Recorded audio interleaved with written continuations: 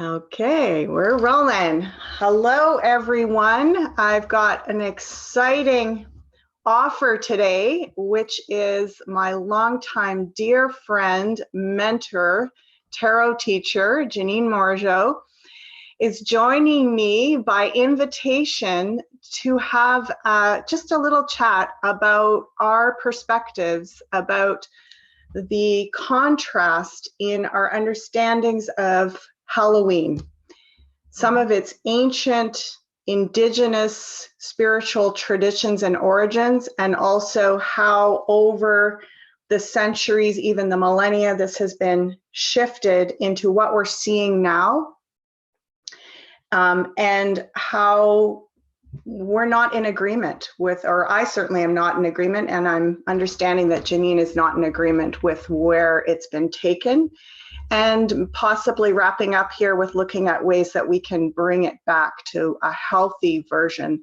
of a celebration of what it was originally intended for. So, hi, Janine. Hi, Ashala.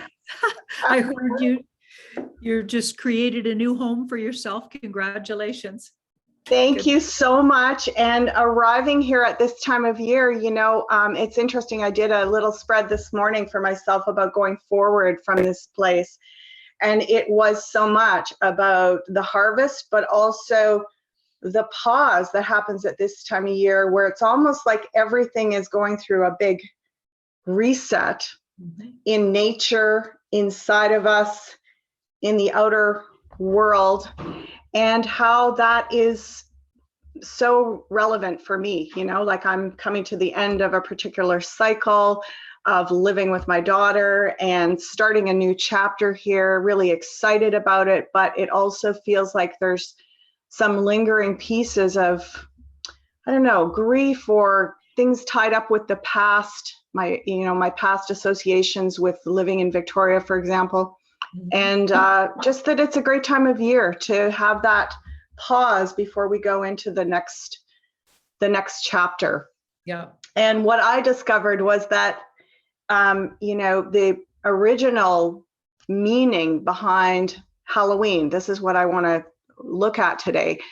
The original meaning behind the word Halloween was that it was called the hallow, or the holy, or the saints, and the ween was like the evening before the saints' day. And so the church, basically around 900 AD, the church took a long-standing tradition that was pagan. It was pagan from the British Isles and some of the Germanic tribes in the interior of Europe. And these traditions, I believe, they were going strong for thousands of years prior to this.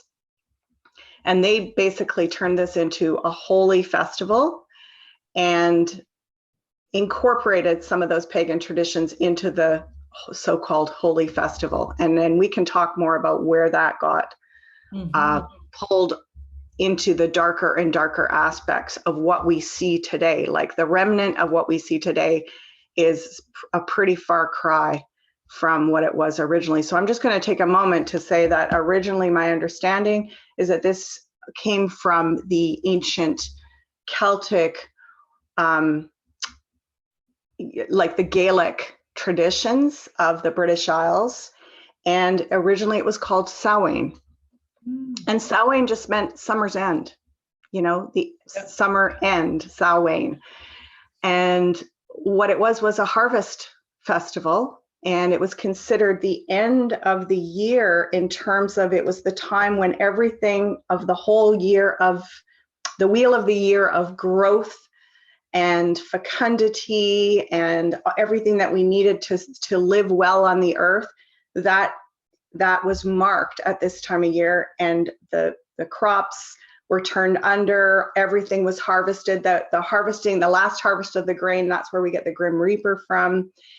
And then there was like this pause, getting ready to go into the dark time of winter.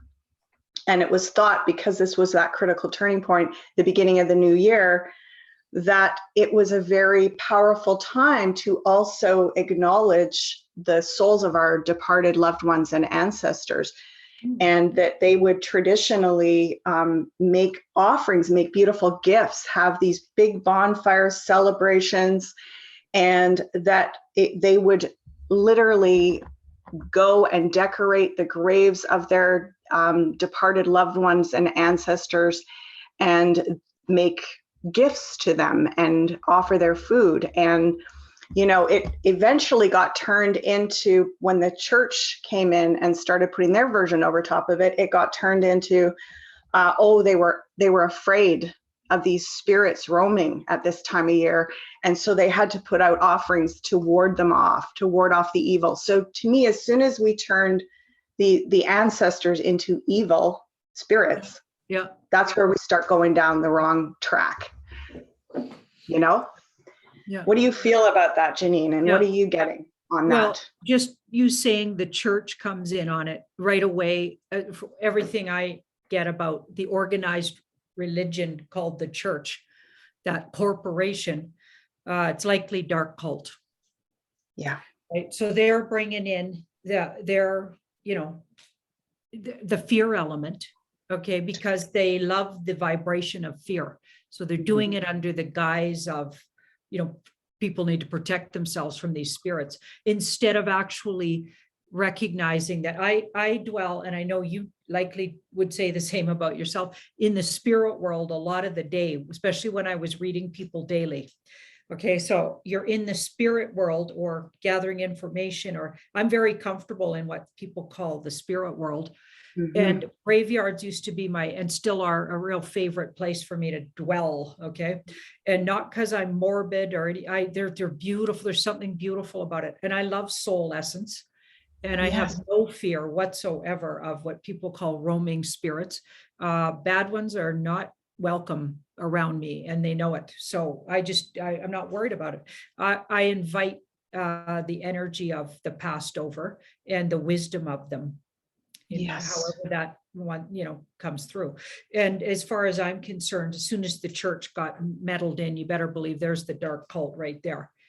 Because the actual organized upper levels of the church are dark cult. Like, regardless if that offends people or not, that's the fact of the matter, is we're finding that out. It's pretty clear.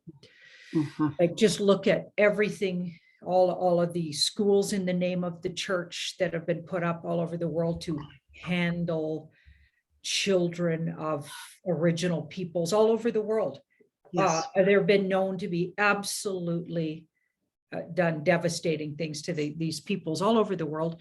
And then you think about the single mom homes run by nuns and church organizations, all these do-gooders who, it turns out, they're absolutely evil, stealing their children, shaming them. Like, it's horrifying. Like, think about what happened in Ireland and probably all Europe. Yes. So it's like, I have no use for organized religion up at that level. Okay. And there's a lot of good people that call themselves Christians, but they might want to look into the history of it and just look what they're aligning themselves with. If that's what I think, we got to rebrand Christianity. Honestly, I do. Yes. So, as soon as you say the church came in. Yes, totally. That the church came in at that time. I mean, and what they were very invested in, as you say, managing, handling the natural peoples that had stewarded these lands for literally tens of thousands of years. And their traditions and their relationship with their ancestors, their loved ones. This was the people that they loved. This was their grandparents and their aunts and uncles. You weren't afraid of these people. I mean, yes, if there was a troubled spirit, as you say, we're not saying that there aren't any, but they had cultural ways of working with those troubled spirits. They had cultural ways of helping to heal them on the other side and healing their descendants on this side. That's what the medicine people were working on. But these venerations, these times where they had these festivals to honor their departed loved ones, and somehow the church managed to turn that into, be very afraid of these wandering souls that are out to do malice and cause harm. Yeah. And then that has grown and grown into this, we're afraid of the spirit world. We're afraid of our ancestors. We're afraid of dying. It's like this real unhealthy look at things. Yeah. So, yeah.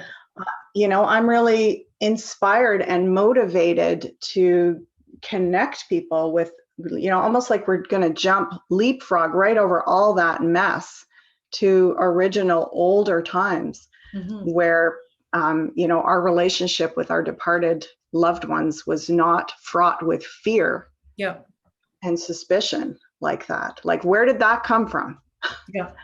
Yeah. It was handed to us and it was manipulated. It's a manipulation is what I figure.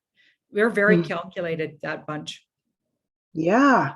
Yes. And then even if we go back, so like I looked at, the kind of how did it get to where it is now? If we started out where we had like large groups and this was a harvest, a last harvest, end of summer kind of ceremony and honoring the departed loved ones.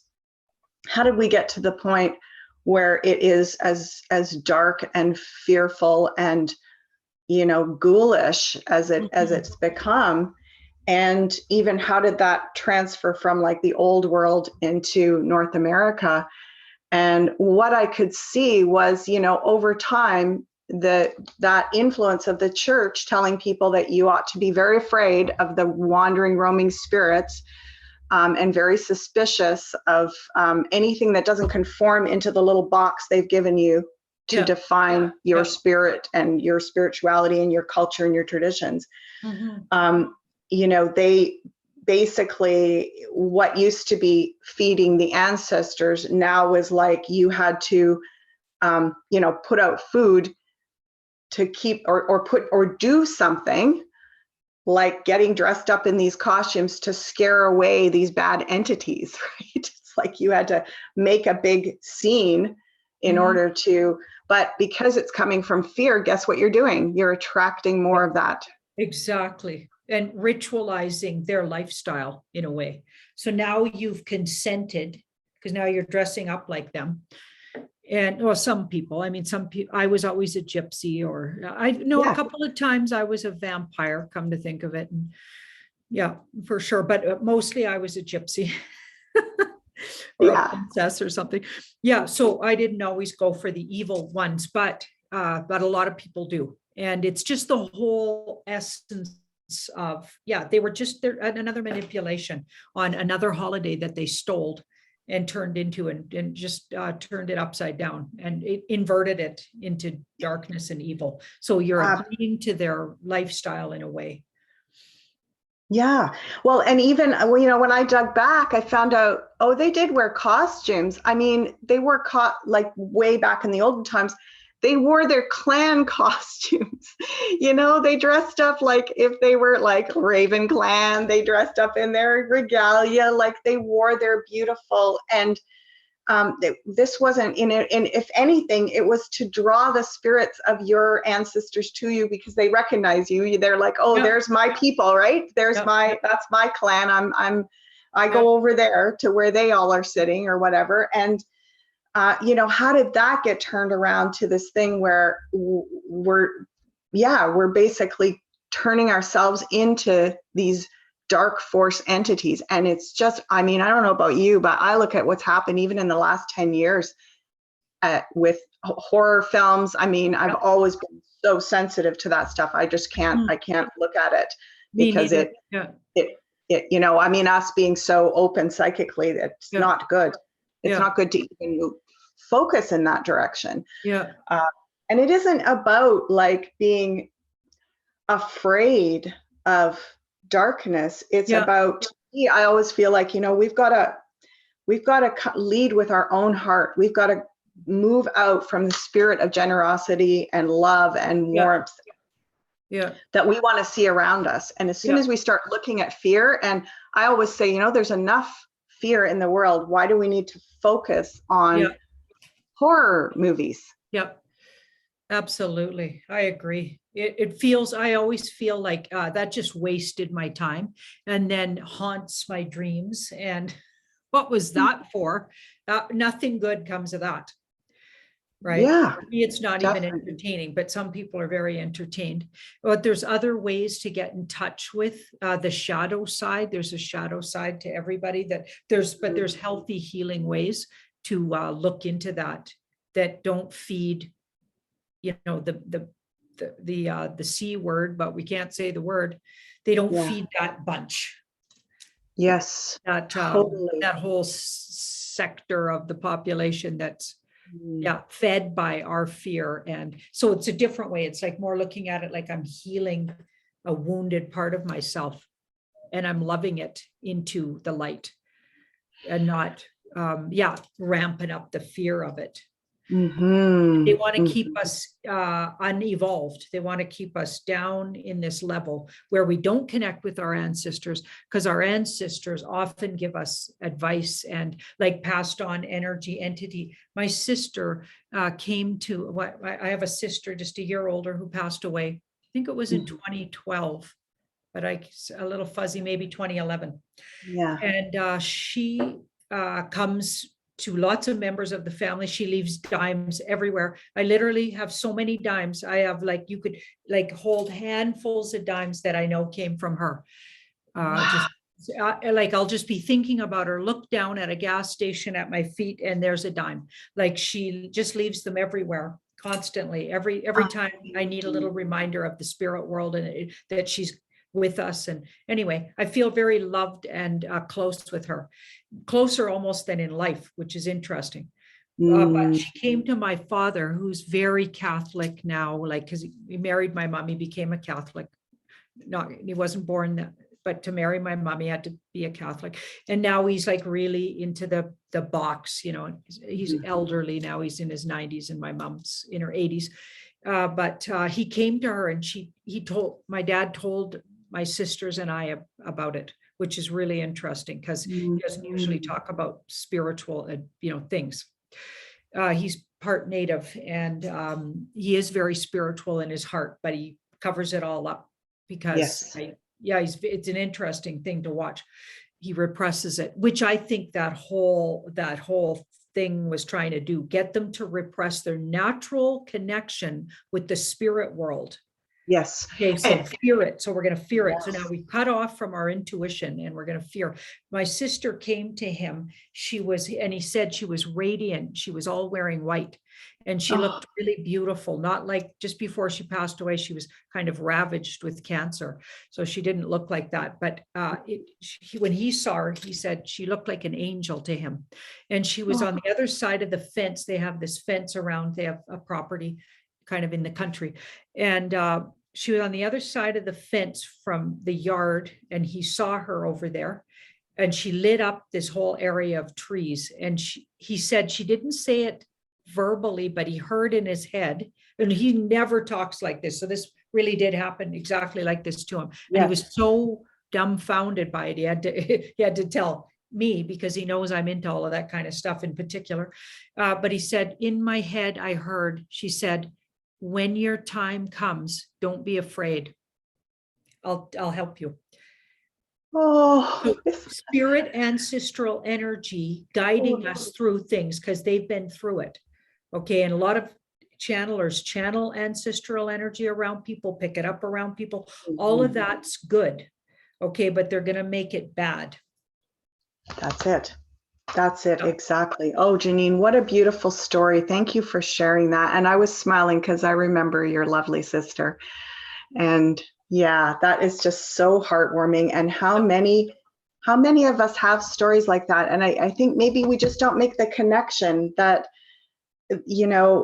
what we're talking about when we're talking about the spirit world is we're talking about our beloved ancestors that have gone before us. So it's really not that frightening.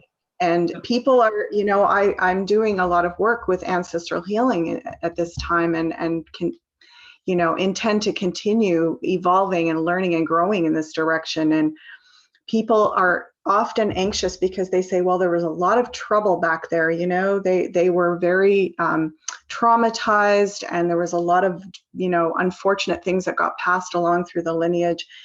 And I like to say, you know, they're still ready and available for healing, just as we are here in bodies. It's like when you realize that time is different than we imagine it, and there's an aspect where they're present with us in full consciousness now. So, you know, and in everyone's ancestral background in the 7 generations, there's going to be some bright lights. There's going to be some ancestors that are really strong and either have done their own healing in this life or between worlds, and they're ready to work with us. And so much healing can happen among all of your ancestors. You don't need to, like you said, you know, when we tune in doing the ancestral healing work, we're working with the vibration of the heart. So we're only tuning into the ancestors that can meet us in that vibration and work with us. Yeah, challenging things can get brought up, but it's all done in the spirit of healing, as you were saying. We can look at the shadow, but we're looking at it from that place of empowerment, where we're ready to do the work. We're ready to offer the healing. But they want to keep us victims, disempowered, and unevolved. It's just we're easier to handle that way. And since they're trying to get rid of 90% of us anyway, like we don't mean anything to them except food. And apparently they got some new source now or whatever, who knows why they're trying to get rid of 90% when we're their food. I guess they got a different way they're going to do things going forward, which I don't even want to look at, frankly, because I'm not going to try to manifest that by even talking about it. Yeah, exactly. It's not my problem, because I'm not consenting to any of it. Yes, me neither. Me neither. And it feels like, you know, there's something about reclaiming aspects of the healthy connection to our spiritual nature and our ancestors and this departed spirits at this time. I'd be curious, would you be open to doing a little spread and just look into what I understand that you did a deep dive with Ashley yesterday, and I'd love to, I'll put a link to that below and get people to go and do more research with you and Ashley around that. But I'm just curious to see if you and I each get anything to leave people with something that they can imagine how they may reclaim this time of year in a good way for themselves. Okay. Awesome.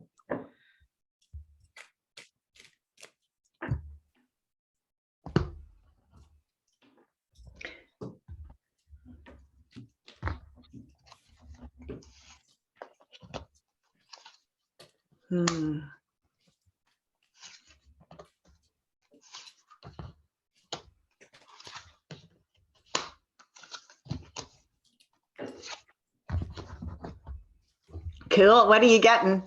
Cool. Well, it does look really important, and it's really important we're talking about it with that judgment card. So judgment really wants you to look at wake up call. These people are waking from the dead, and we are waking up, all the truthers and the people that follow truthers and the whole movement. You know, we're waking up from being brainwashed.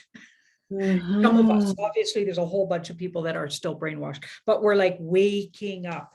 And then this card here says, so carefully, so don't just throw everything out, do this carefully, because you can pick and choose what parts had good intentions, because everybody creates this time of the year differently. Some people have really great, like they're carving pumpkin memories, or that's when the family all gets together. And so we're not throwing the baby out with the bathwater kind of thing, right? So this says, be careful and just look at things with integrity and the eyes of what am I consenting to and what am I not consenting to? So you can pick and choose parts. Okay, and I think the idea of celebrating is really important, and balance, and it is a change of season time.